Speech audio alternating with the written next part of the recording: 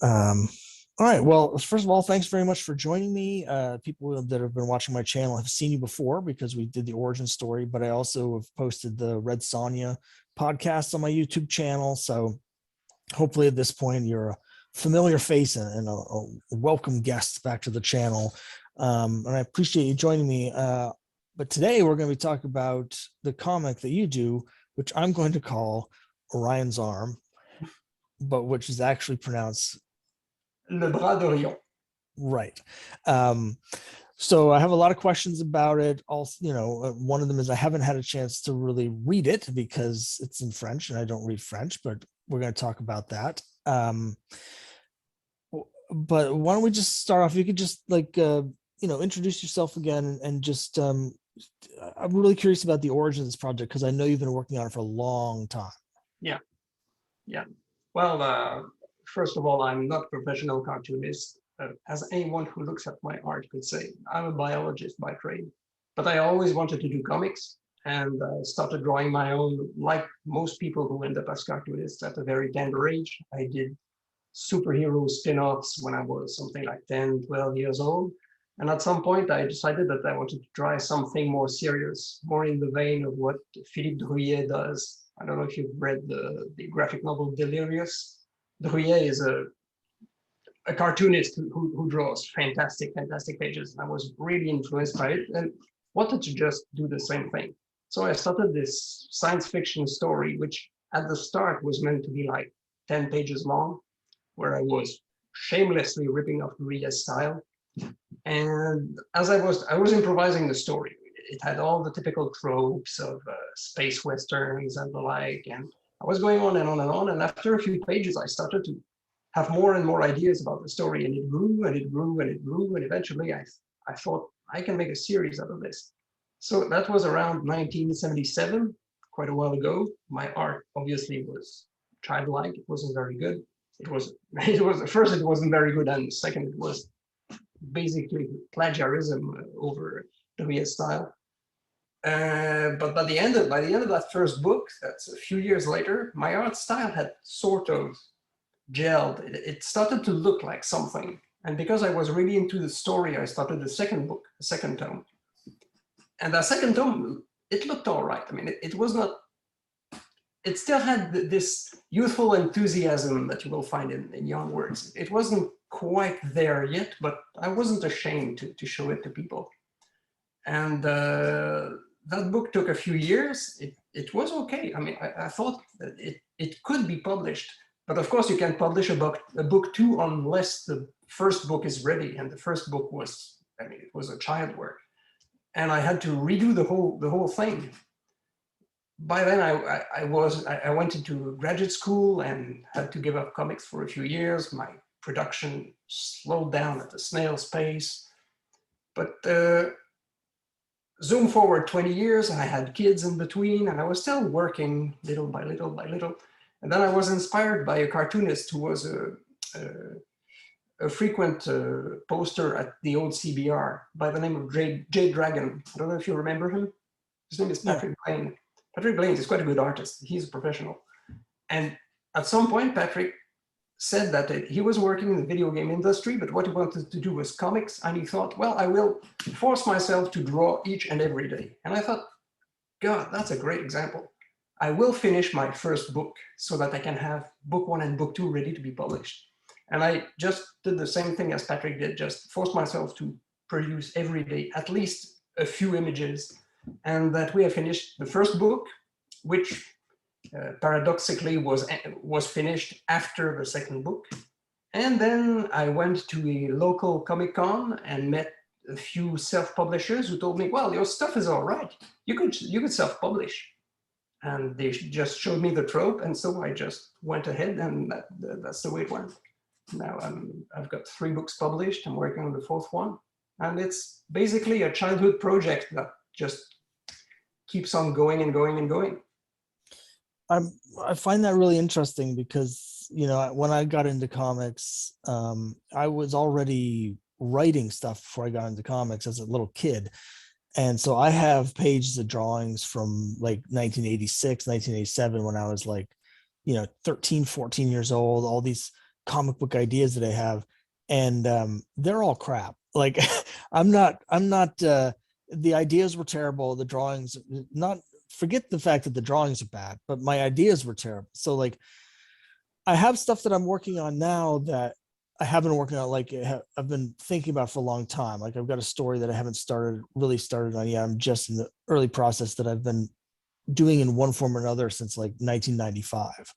But in terms of like the really early stuff that I did, I I just find it really interesting that you've stuck with it this long, and that the ideas are still interesting to you. Because when I look at the stuff that the first stuff I was working on, I'm like, it's like it's very derivative Yeah, and like just that, that just embarrassing.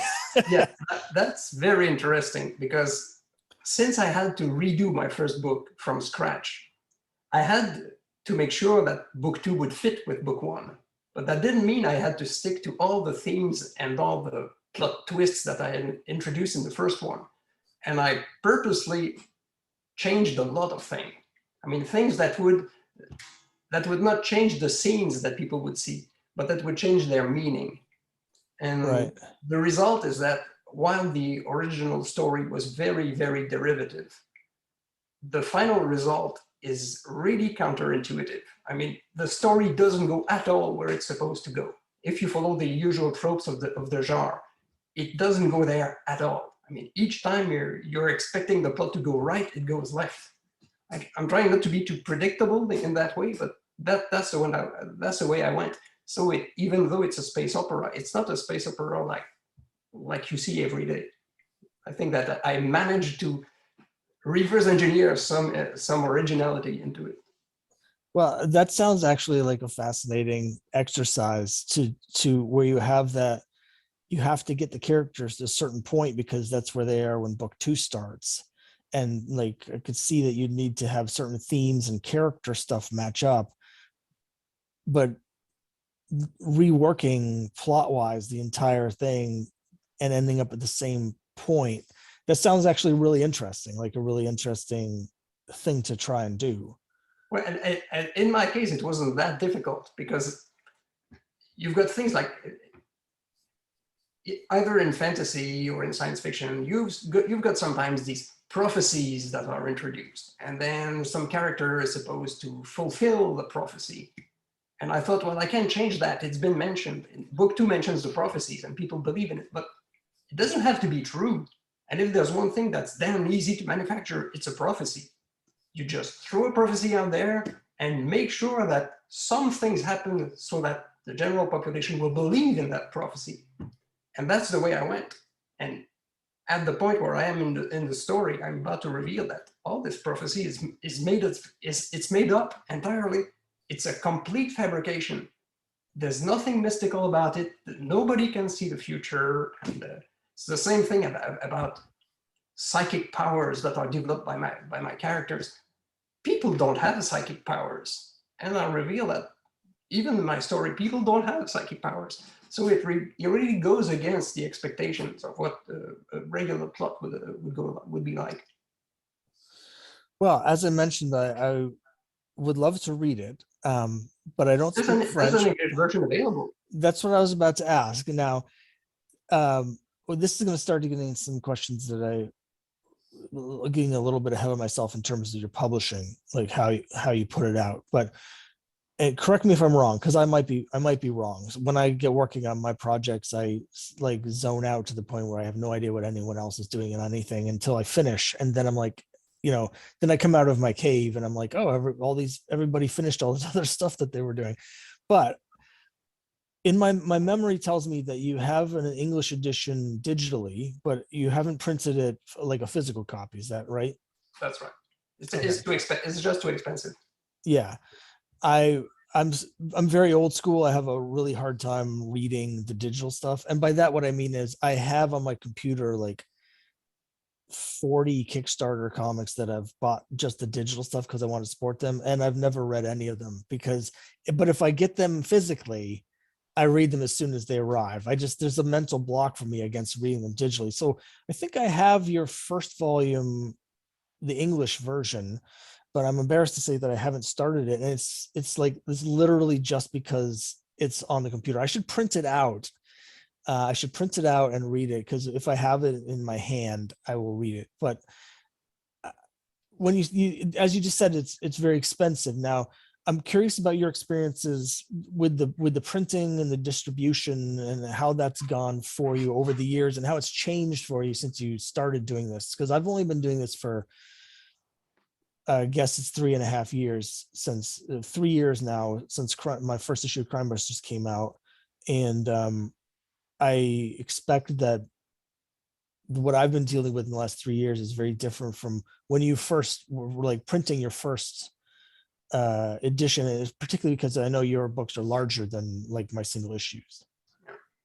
Yeah, it's a difficult experience, and I actually don't understand how people can make money out of it. The printing has doubled in price over the last 4 years, and it's not even the printing that's the worst, it's the shipping.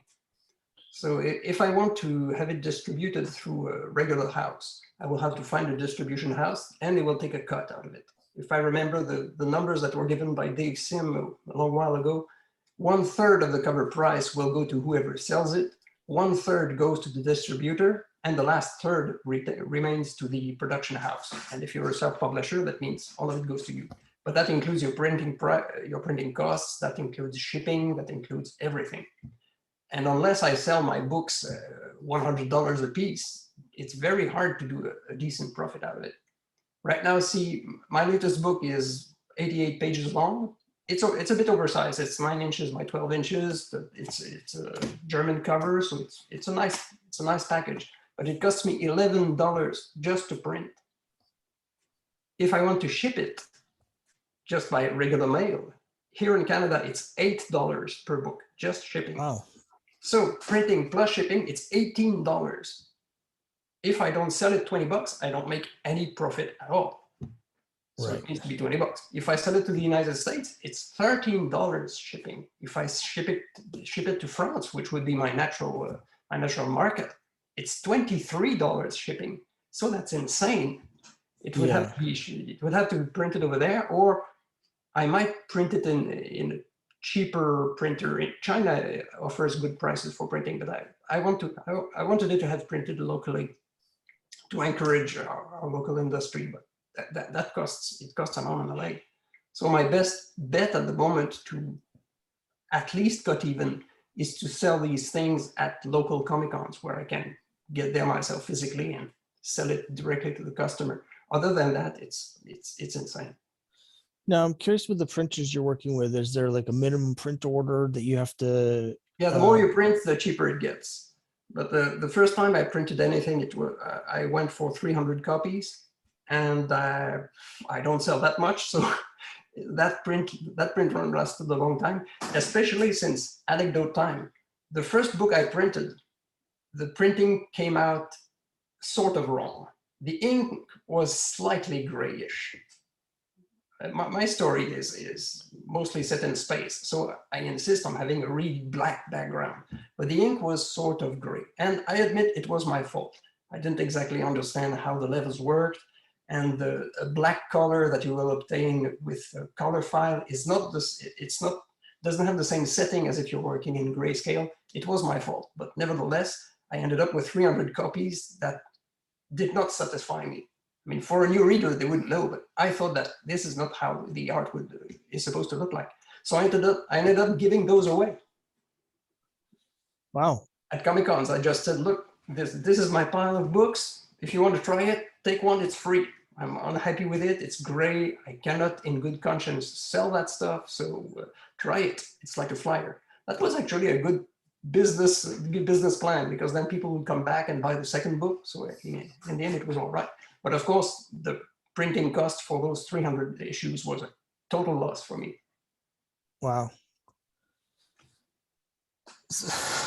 Where do you print yours?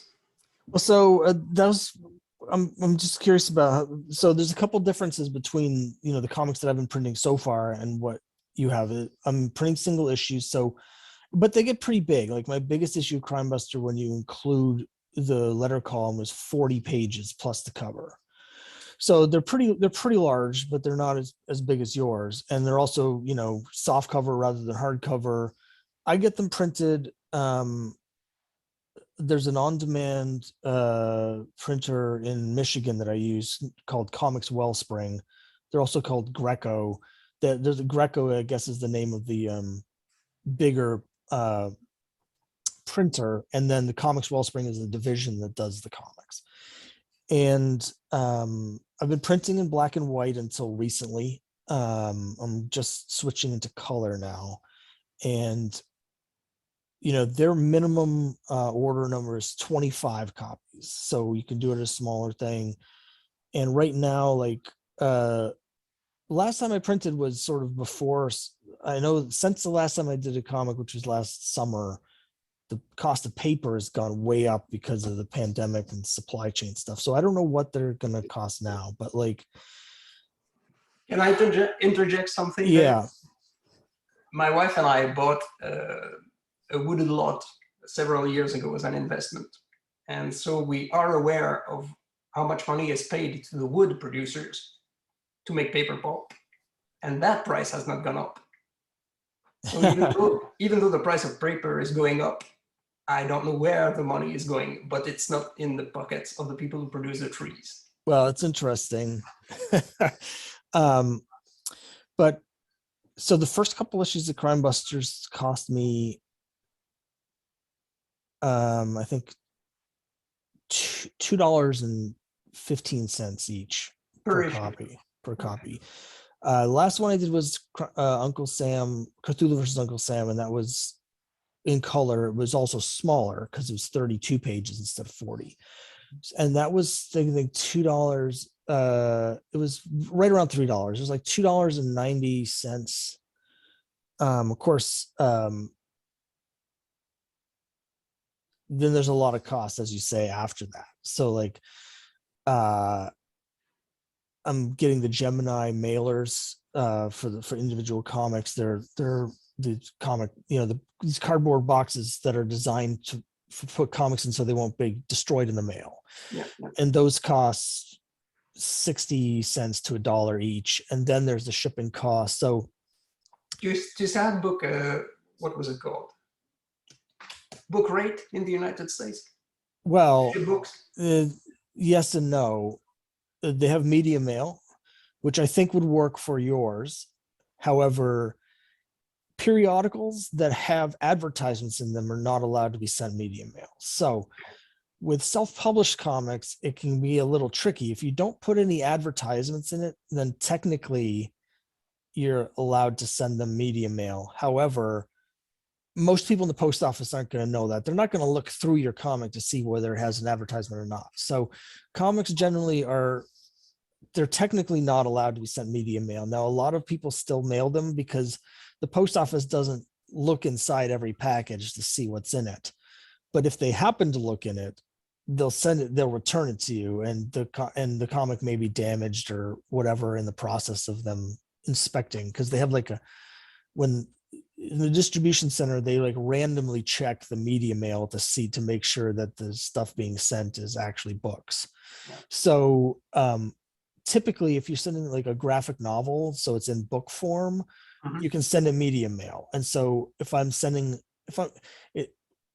gets a little counterintuitive because, obviously it's much thicker, it's much heavier, but it's actually much cheaper to mail because you can get the book rate. So if I'm sending like a 150-page graphic novel to someone, I can do it for like $3. If I'm sending a single comic, because I can't send a media mail, it's going to cost me between like $5 and $6.50, depending on where in the country they are, as long as I can keep the package under 1 pound. And that's actually getting tricky for me because I get people that are buying 2 or 3 comics at a time. Yeah, and my comics are so big that they're like, if I'm sending more than 2 issues of Crime Busters now, if I send 3, it goes over a pound. And then my shipping is going to be between like $6 and $9, depending on where in the country they are. Yeah. So, but again, if I had that same thing, but it was a single book instead of 3 individual issues, I could send it for $3 instead of $8. Yeah. So I faced that Yeah, a while ago. I had to ship something to a friend in California. He bought 2 books, so I made one package out of it. But because it became too thick, became too heavy, so it was no longer an envelope. It became a package, yeah, and it would have been much cheaper had I sent the 2 books separately than putting them in one envelope. yeah. The shipping is always tricky. I had like when I did my Uncle Sam Kickstarter, I actually guessed because I had kind of have to guess what the shipping is going to be when you're setting up your shipping levels. I guessed pretty much right on everything except I had an artist that had done one of the variant covers for me, and in the contract, I had said that I was going to send him free copies of the comic as part of the deal. But he lives in the Philippines, and Oops. it ended up costing me $45 to ship him the free copies of the comics. Yeah, So when we did the contract for the second issue, I still said I was going to send them to him, but I was going to send him fewer copies so I could get it under a certain weight, and then I could drastically reduce the price. But that's the sort of thing where it's just like, that's painful. yeah, it's real painful. So I'm curious. Um, Correct me if I'm wrong, but I'm pretty sure you're working now. Now that you have book 3 out, you're starting book 4, and this is going to be the final volume. Yes, it is. For Um, for the most terrible reason imaginable is that I'm gonna be dead before I can handle book 5. It took me 13 years to finish book 3. So assuming that the same goes for book 4, which is going to be longer, I'll be an old doter before I can finish. well, I initially wanted to do 5 books, but I'll have to compress my plot and finish in the next one. I have a lot of different questions about this. I understand what you're saying because with Crime Busters, I have a story, right? Every individual issue is an individual like mystery, so you can read them individually and you don't have to get the rest of You're them. building up to something. But I am building up to something, and the overall story is gonna be 30 issues. So Okay. I just yesterday finished drawing issue 4. I'm basically putting out an issue like every 10 months. And at this rate, it's going to take me another 20 years to put out the last 27 issues. And Okay, that's fine. I started mine in 1977. yeah, well, I think I'm going a different route because I consider myself a writer really more than an artist. I only did drawing it myself because I wanted to make comics and I didn't have the money to hire an artist. So what I'm hoping to do is with my various Kickstarter projects to build up an audience to the point where I can afford to hire an artist to draw Crime Busters for me. And that way I can get out those issues faster, but also I have several other stories that I want to do comics about, and I don't have the time to work on them because I'm spending so much time drawing Crime Busters. So what I'm really hoping to do is just become a pure writer and have artists that are working on multiple titles for me. But the landscape is always shifting around the distribution systems and Kickstarter, and they've recently implemented this thing where which makes total sense, but like they don't want people putting out too many Kickstarters. Like they don't want you to start a Kickstarter for a new comic before you finish sending people your previous comic, which is great, but it limits how many comics you can put out because once the Kickstarter is done, you have to wait for the money to come in, then you have to wait for the printer to come, and then you have to ship the stuff out. So no matter how fast you're making comics, you're really only going to be able to do like 4 or 5 Kickstarters a year back to back. There's just no way to do it any faster. So using that as my distribution system. So I guess I wanted to ask, I've done a couple conventions, but I haven't had a chance with the pandemic to really get into the convention scene. So I've been doing all of my distribution through Kickstarter, which allows me to basically use Kickstarter as pre-orders because so I'll know how many copies to print and then I'll ship them out. I get paid for them before I've even printed them. Besides the shows that you go to, have you done any other kind of distribution? Have you considered doing like a Kickstarter or other crowdfunding? Just curious what your experiences with and your thoughts are on those. I never tried Kickstarter nor any of those crowdfunding sources, mostly because I can't handle the cost. It's not a question of money. Most people who go to Kickstarter want to raise the capital so that they can print their comic. But I've got the money, so it's not that expensive. It's expensive per book, I think, in terms of profit and cost. But overall, you're talking about a few $1,000s tops for a whole project, and I can afford that. So I don't need to go to Kickstarter. On the other hand, Kickstarter allows you to publicize your project. You've got more visibility. Other than that, I try to rely on word of mouth, and by attending cons, I can get myself known. I usually bring original art just to show it, not selling it, but I can show it and people like that. That way, I've built a small group of people who are interested in finding the next book. And it was actually quite flattering to receive an email saying, when is book 3 coming out? I thought, oh my God, I've got at least one fan in the world. Yes, thank you, Lord. Yeah. Apart from that, no, I'm not good at publicity. I'm really not good at going out and saying, hey, look at what I'm doing. I suck at it. It's terrible. Yeah, I understand. It's uncomfortable for me. I don't like doing it, and it's taken me a long time to get to the point where I found the YouTube channel is really the only place where I feel comfortable talking about the stuff. I've had in the past Facebook, stuff. I have an Instagram account, but I don't use it very much.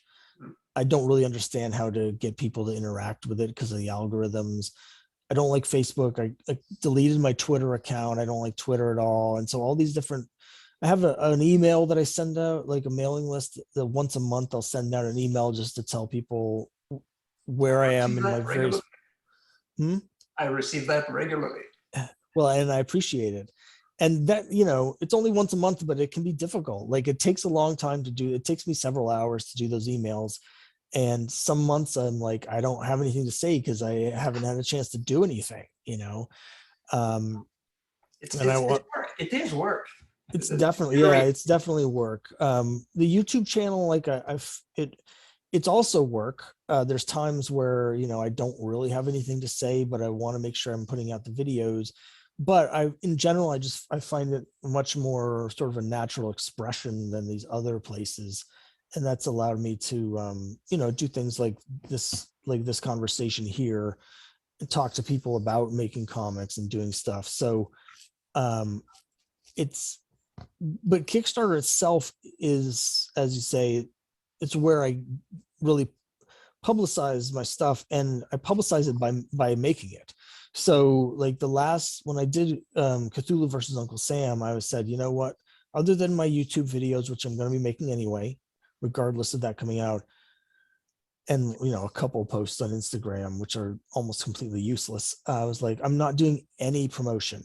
So I didn't go on anyone's podcasts. I didn't spend money to advertise on Facebook. I didn't do anything at all. The only thing I did was, when my campaign was running, every other day I would send out a campaign update and include in it cross-promotion links to other people's campaigns who are currently live. Seen that, yeah. And so every day I would contact people who had live projects to ask if they wanted to do that. And frankly, most of them did not want to do it. Oh. There's I would go through everybody's things to see if they had even done any cross promotion with other campaigns. And only about 20% of the people on there actually do cross promotion with other campaigns. And sometimes I'd contact people and they wouldn't do it. So it was a lot of work, but that's the only marketing that I did was by having other Kickstarter people mention my campaign in their updates, because I figured that the people that are buying Kickstarter comics are the people that are buying Kickstarter comics. Like, they're people that are already on Kickstarter specifically to buy comic books. And those are the people that are going to be most likely to buy my comic on Kickstarter. So I said, I'm going to focus just on this audience rather than going out to Facebook or any of these other places and try and convince them to come to Kickstarter. I'm going to stay on Kickstarter and do that.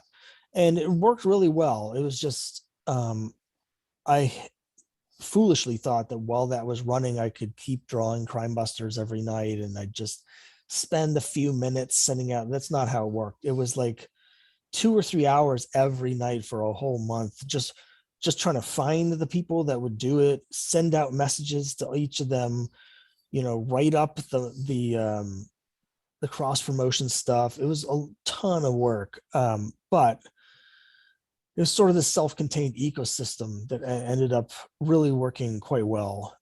Having said that, I had 186 backers, which is more than twice as much as my previous high. Brought in $4,200. And then after the Kickstarter, they take out almost 10% off the top. After the Kickstarter fees, the printing fees, hundreds of dollars of shipping to send out that many packages, and then paying my artist, I made $40. Well, that's better than I do. So I mean, it's interesting. I'm at a point where I've had 4 successful Kickstarter campaigns. Each of the campaigns by themselves have been profitable, and yet I'm still like several $1,000s in the hole because of all the overhead of like paying for convention tables and just buying like stuff for conventions, and just like paying for my website, and just little things you never think of, like in order to have the mailing list, you have to have a physical address listed. And I don't want to have my home address that I'm mailing out to everybody in the world. So I had to get like a post office box that I'm paying like $65 a year for, just to have an address that I don't even use. And so all the overhead just really piles up on trying to run a business. And so it's just, every time I look at my spreadsheet, I'm like, every single thing I've done has been profitable, and yet I'm somehow still like thousands of dollars in the hole anyway. A friend of mine with whom I go to cons on a regular basis was once asked when we were there, can you make a living out of making comics? And he said, not only can't we make a living out of it, but we consider it an expensive hobby, which was pretty spot on. Yeah, I was just at a convention the other day, and I was talking with a guy there who's several levels above where I am, but he's in the same space. So he does Kickstarter comics on Kickstarter, and he does a comic that's in the same space as mine with like supernatural detectives. So we have but he like has put out a lot more issues, and he's hired a bunch of artists. So he's like sort of leveled up a few steps from me. He's had 14 Kickstarters, I think. And I was asking him about that, and he basically said that he's like made back less than half of the money that he spent on them, even with 14 successful Kickstarters. And some of his Kickstarters have brought in like 10, 12, $14,000. And it's just, it looks like so much money, but the more backing you have, that's the more fees that are taken out, the more shipping costs, the more printing costs. And there's you have to be really careful on there. Some levels, like some of my most popular like levels of support that people choose are the least profitable ones. So it's like I might have 10 backers at this level, but I'm only making like 50 cents each after everything's taken out.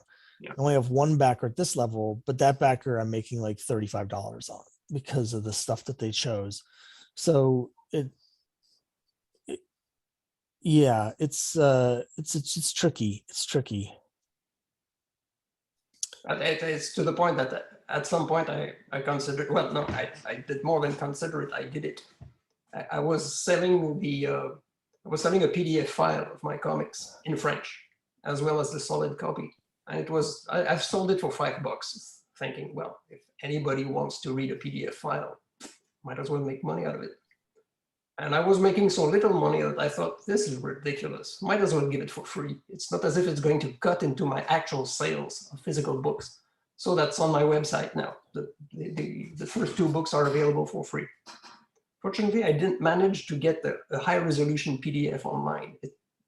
When you look at it, you see that it's kind of fuzzy. I don't know what happens with the PDF reader I have to look into that. I'll probably do it with the English version as well. Because it's not as if it cuts into my sales, and it's like free publicity. If people are interested in what they read online, they might want to buy the latest book, which is not available for free.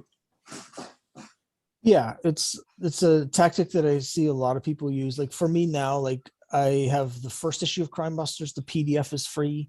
I'm still charging for the later PDFs, but like at some point I'll probably have a sliding thing where at some point like issue 2 will be free once issue 5's out. And I find that there are some people that on Kickstarter,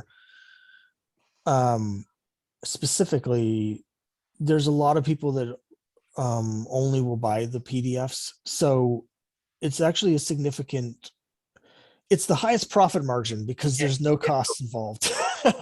So like Cthulhu versus Uncle Sam, I think I made about $250 off the PDF. That's all and right. so that was like, Kickstarter still takes their cut out of it, but that was like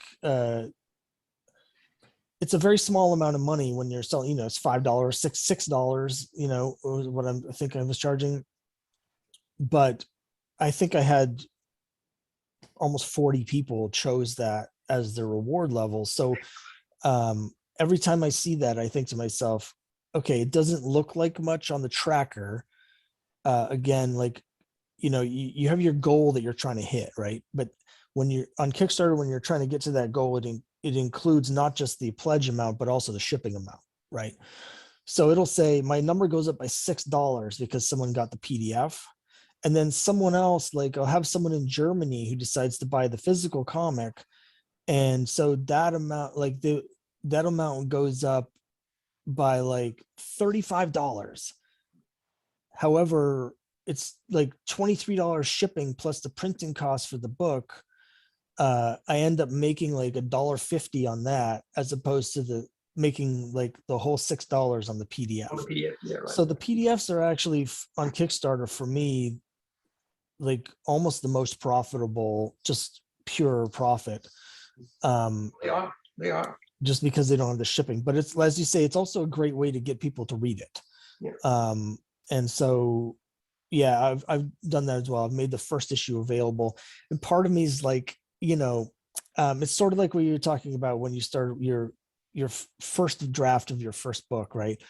Crime Busters #1, it took me 9 months to draw it, and I was learning how the tablet worked and the program that I'm drawing on, because I do it digitally. I hadn't drawn anything in like 20 years.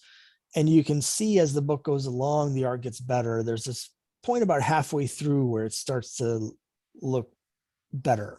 It's still not great, but and I think to myself, I'm giving people the worst comic I've ever done as the free look at the stuff. Issue 2 is like so much better than issue 1, that I kind of feel like I think I'm giving them the wrong book. So like I printed up all these extra copies of issue 2 because I was going to do the convention scene in 2020, and the pandemic hit like just a few weeks after I got the comics. I didn't even have a chance to I think they were at the printer. I don't even think I had them yet. So what ends up happening is I have like all these like dozens of extra copies of physical printed copies of issue 2.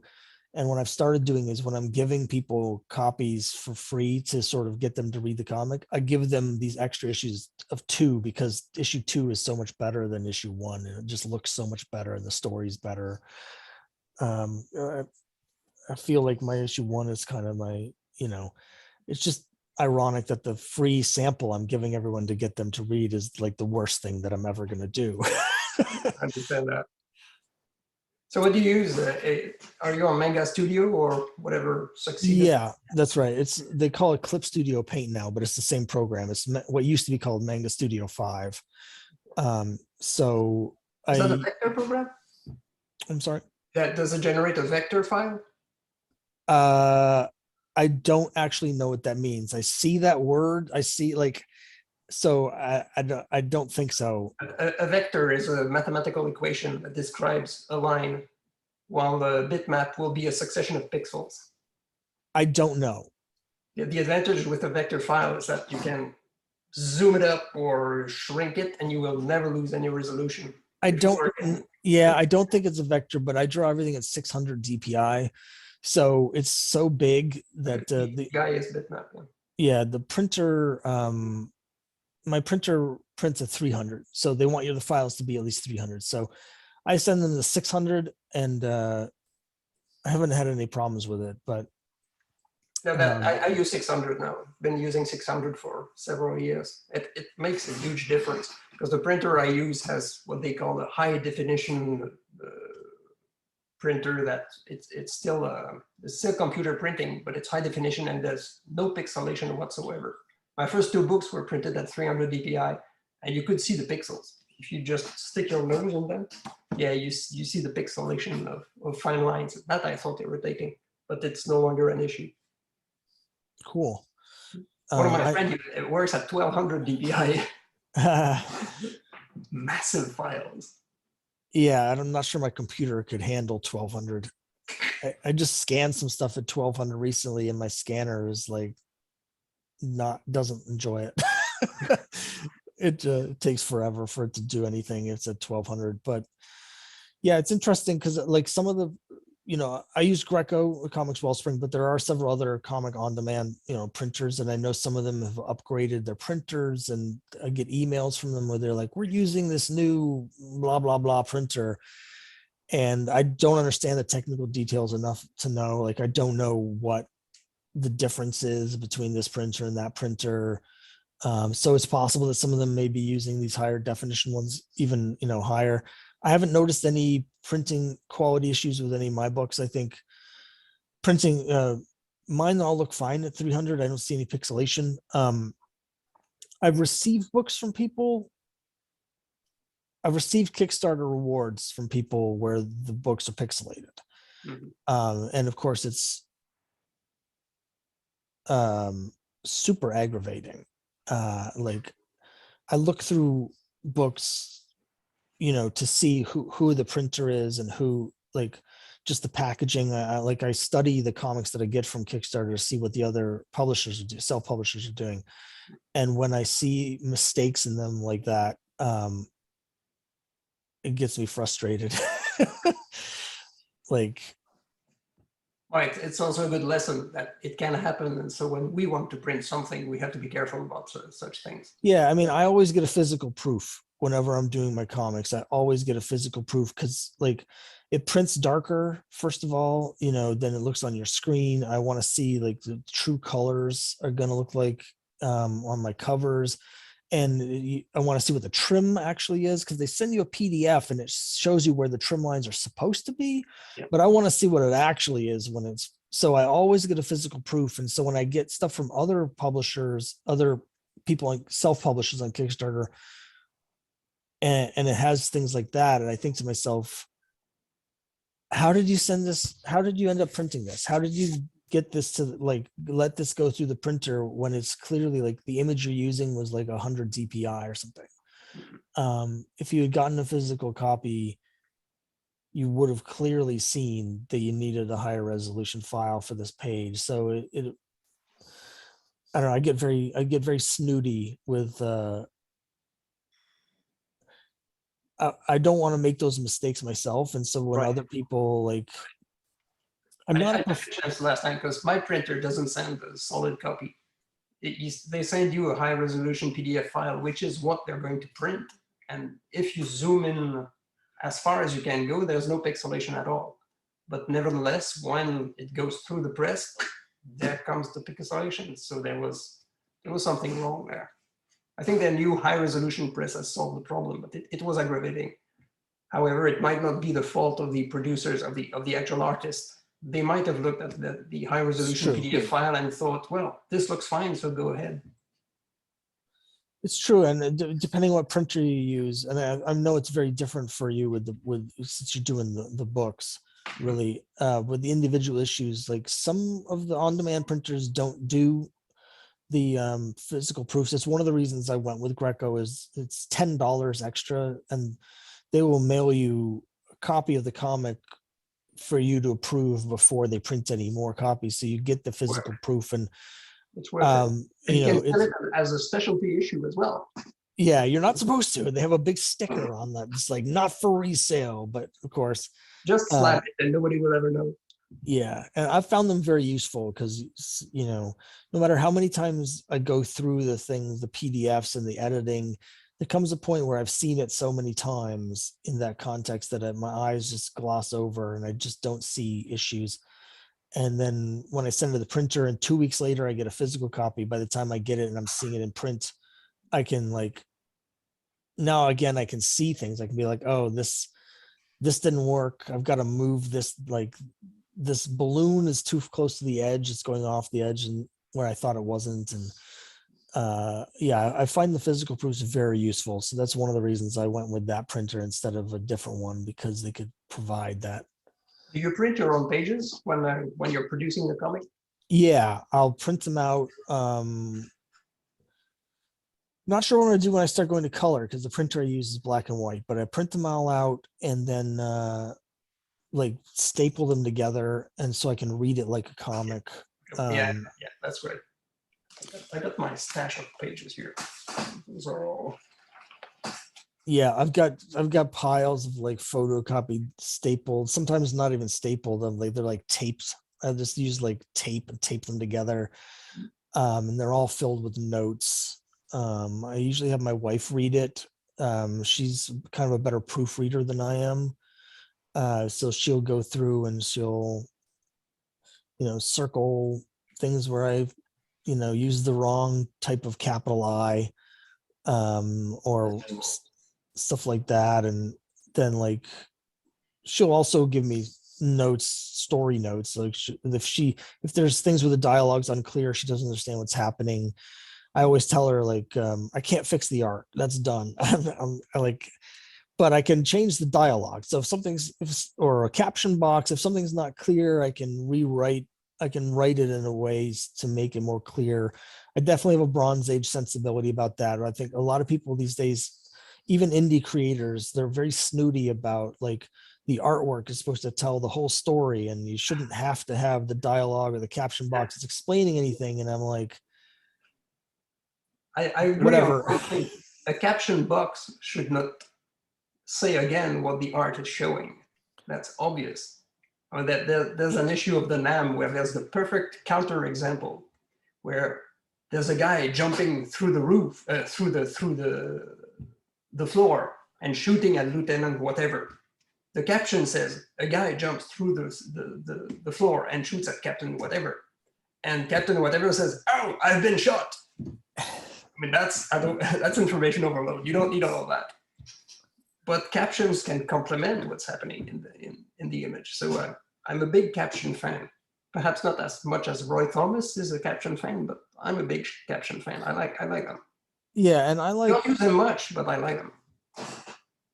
I think there's ways you can write the dialogue. I like to have some, if there's things that I think are unclear, like in Cthulhu versus Uncle Sam, I had things where people were like gaining powers and going into other dimensions, and it's not necessarily clear from the art what is actually happening. You can see that a guy is suddenly glowing blue and flying through the air, but unless I am explaining why that's happening, the art's not going to carry that. So I like to have in the dialogue, like the characters reacting to what's happening. They're like, like, ow, I've been shot. But like, oh my gosh, this thing happened and now I have these, psychic powers. So I'm not shy about doing that. If I think that, I when I had my first issue of Crime Busters, a lot of the people that supported it were friends and family. They weren't comic collectors or readers. And I did stuff in there that I thought was very, very clear. Like nobody that's ever read comics would ever have any, like it didn't even occur to me that there were some issues. But I had people that just don't read comics and they'd be like, I didn't understand what's happening here. I just glossed over this whole section because I couldn't follow the order. And I mean, it's very, I do like an Archie style. It's not complicated. It's very basic storytelling and like the way the story is told. And I had lots of people that just weren't familiar with how comics work, and I think comic readers forget that it's a learned language. It's not like there's lots of little things about how comics work that you only pick up as you read a lot of comics, so I think there's nothing wrong with putting in a few clues to make sure that everybody can follow the story. And if it spares us from using unnaturally explanatory dialogue, then so much the better. Yeah. I really hate that. I really hate when characters start having a conversation and just provide the information that the reader needs to understand what's going on. People don't talk like that in real life. So that, I think it's unnatural and sounds bad. People don't talk like they do an All-Star Squadron, where Right. someone's like starts talking and then there's like 2 pages explaining like everything that happened in March of 1942. Yeah. I love Roy Thomas, but yeah, some of those issues, there's just those pages and pages of spreads that are just explaining the history of World War II in detail. No attempt at a story. he just read an encyclopedia and wanted to share that. So um we've been talking for almost an hour, so I'll let you go in a minute, but I wanted to ask, so you're working on the last volume. You mentioned it's going to take you a long time. Yeah. And again, I'm curious because, as I mentioned, like I feel like I'm in a similar situation, but for me the answer is different because I do have other stories that I want to tell besides Crime Busters. So I'm like, I need to bring in other people to do things so I can do other stories. Do you have other stories that you want to do, or do you have like? Yes, there are.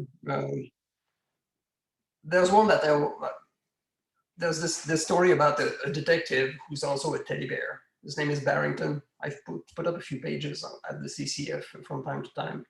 Barrington is something that would be far more popular than a space opera, and it's kind of fun. I did that many years ago, and I probably never finish it.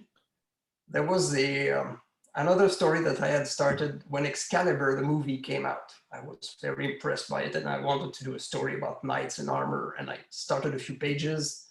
Eventually, I thought it would take too long, and it would take too much time away from the Orion arm, so I just started writing a novel about it. Went to 300 pages. That's stuck in limbo, and I'll probably never return to it either. So if you insist on doing everything yourself, at some point you will have to just give up on many projects. But I think you're doing the right thing to consider getting an artist to illustrate your story. A friend of mine has done that actually, and I thought he was pretty clever about it. So he wrote the scenario and he got in contact with an artist, a budding artist who had never done comics before, and said, well, this is my project. We're going to do a comic together. I can't pay you right now, but we'll split the profits when we sell it. And the guy was quite all right with that. And that's what they did. And they published the book, when was it? Late last year. I mean, just at the end of December, they published it. It's a beautiful piece of work. And it worked so well that they're going to do a second one now. So you could find an artist who's ready to work pro bono for a piece of the action. Well, depending on how much you want to split your intellectual property, of course. yeah, it's always tricky. I mean, for me, I wouldn't feel that comfortable doing that, only because there's no action to split.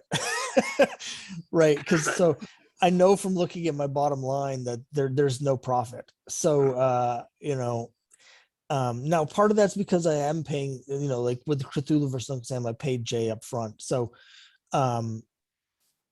there would have been a profit if you take away the salary that I paid him. But on the flip side, I still have own all the rights to everything. It was work for hire. So it depends, but yeah, I have this other story, like you were just saying. I have a fantasy, like a epic fantasy story that the first draft I did of it was in comic book form, like I have an outline somewhere for the scripts, what happens each issue. And I think I started working on it in 96, and I went through several versions of it. And then in like 2006 or 7, I started writing a novel a novelization, and I got to like, I don't know, page 250, and I was like, it's just spiraling out of control because I had so many characters. So I was like, I invented a character just to create a framework to introduce all the other story elements. And I was like, this character that I created is actually more interesting than all the stuff I'm trying to introduce to them. So then I dropped that. I started a whole nother novel with this other character, but in the same world. So it's sort of like to set up my story. And I wrote a whole novel. I finished that and I shopped it out to a few like agents, and I got some interest, but no, I didn't get any deals from it. That's in a dustbin somewhere. So I've got this 300-page novel that's complete.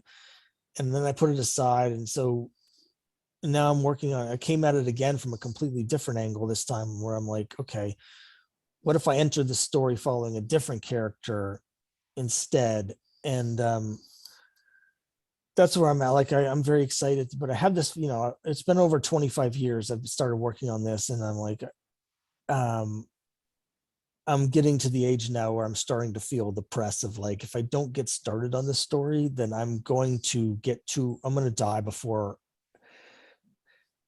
I want to at least have started it. If I die before I finish it, then that'll be a tragedy for all the readers that are halfway through the story. But if I die before I even start it, I'm going to be pretty irritated with myself. So I'm like, I need to get an artist for Crime Busters so I can start doing this fantasy story, because I always think in terms of epics. So I'm like, well, this is going to be 150 issues, so I need to really get cracking on this.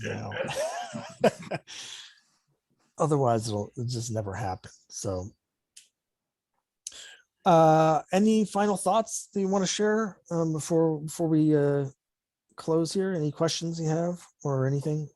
So there are no deep thoughts or anything, but clearly when we start down this path of self-publishing, we do it because we love it, not because we want to get rich. Yeah, that's on the off chance that once Netflix has adapted everything else, they might knock at our door and say, I might give you a few bucks for your story. Fine. Yeah, as I mentioned when I was talking to this other creator who's in the same space as me, this Kickstarter creator, we were talking about the finances and how we're both so far in the hole. And my hope is that by the end of next year, I will have broken even. I want to make enough money this year or next year to get back to break even.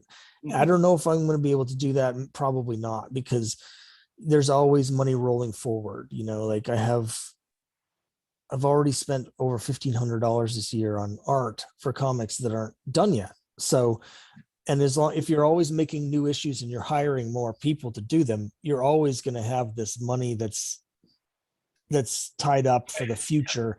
So it gets hard, but that's my goal. My goal is just to get to break even by the end of next year. That'll mark 5 years since I started doing this. So if I can get to break even in 5 years, I'll be pretty happy, but no sign of that yet. But it's a lot of fun. And like I said, with Uncle Sam, I made $40, but there's a really great comic that people have really liked, and the art's really cool, and it didn't exist before. So just having those comics in your hand, just having created something. Yeah, that's an important thing. Yeah. I don't know, you're quite a bit younger than I, so did you follow Cerebus when it was being published? Yeah, I started reading with issue 110, and then I quit around 132 when he got into the Jaka story, which I hear is great, but he decided to just put plot aside and focus on character for like 5,000 pages. And I'm a guy who likes some plot, so I quit. But yes, I did read Cerebus for a while. And Sim was a huge advocate of self-publishing, and he really put a lot of effort into helping people, helping the visibility of struggling self-publishers. In the back pages of Cerebus, you'd always get excerpts from new comics that were available. That's how I found out about Finder, which is one of my absolutely favorite series ever, self-published by Carlos Pete McNeil in Maryland. And Sim was full of good advice for struggling self-publishers. And one of the things he said is that if you want to pierce into the big leagues, first, it will be very difficult. Second, you shouldn't. You should self-publish. But even so, one of the greatest things you can do is publish a comic. Do it, create it. Stop saying, oh, I have these great ideas, and if somebody gave me my chance, I might be able to. No, just do it. And then when you try to look for a position, you can bring your own comic. Look, this I made myself. This comic I wrote, I drew, I published it, I did everything, and you can have it. It's quite impressive when you see that. When somebody who's actually published a book, it's much better than when someone says, well, I could do that too if I really wanted to. I mean, it's absolutely great to have your own stuff in your hand. Yeah, it's really it is really great. And when I was growing up and in the 80s and 90s, I really wanted to work with Marvel and DC, and I had all these great ideas for, I just found a pitch that I had sent Marvel pitching a ROM series, a new series of ROM, which they couldn't even publish. I didn't know that they didn't have the rights anymore to ROM. But I like wrote up this whole like series pitch and all this stuff. And but now I'm like, I don't want to work with other people's characters. I have my own characters and my own ideas. I say that as someone who's using public domain characters. They are other people's characters. But I have my own, story ideas and my own comics that I want to do. I don't want to have to even, I wouldn't want to have to tailor my stories to fit what Marvel or DC's editors want me to do. I don't want, I wouldn't want to be working on Crime Busters and suddenly have to interrupt it with some sort of giant company-wide crossover where it's like, oh, all of a sudden Crime Buster gets, the Infinity Gauntlet or something. I don't want to do that. I want to do my own stories. So self-publishing is, you can make stuff yourself, and just having those comics that you created is pretty awesome. Yeah.